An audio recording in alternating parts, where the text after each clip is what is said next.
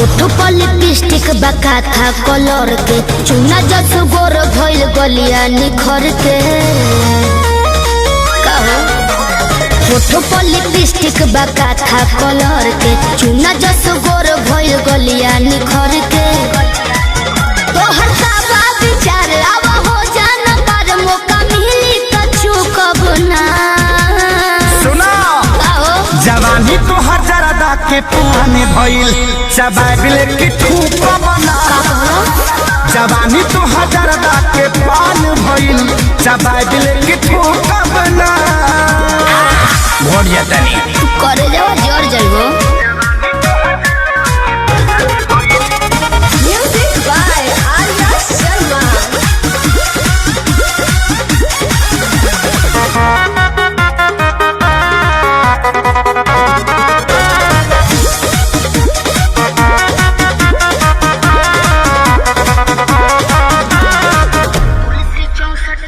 तुलसी 64 की मामी ये राजा भइल बा मोर अंगड़ाई यही से ताव पता चाव से दिया खानी की नहसा हो जाई पावर बहु प्यास लगी तुलसी 64 की मामी ये राजा भइल बा मोर अंगड़ाई यही से ताव पता चाव से दिया खानी की नहसा हो जाई तू करो न फील मन भइल बगिल पानी डलबा त सुख बना अच्छा हाँ जवानी तो हजारदा के पुराने भइल चबाबिल की ठूक बना जवानी तो हजारदा के पान भइल चबाबिल की ठूक बना मछिया के गिर जइबो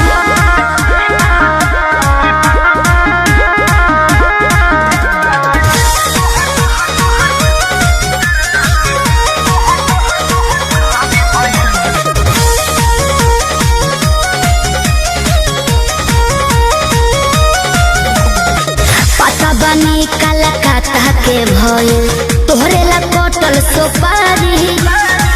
इहे बकारम करी उठी सुती पारन आदत लगवल खेसारी ज्यादा हो बाबू जियान हो जइबो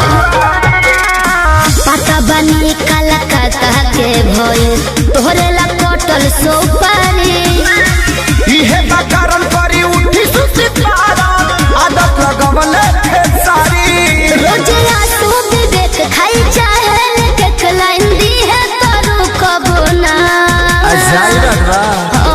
जवानी तो हजारदा के पुराने भइल चबाबिल की ठूक बना जवानी तो हजार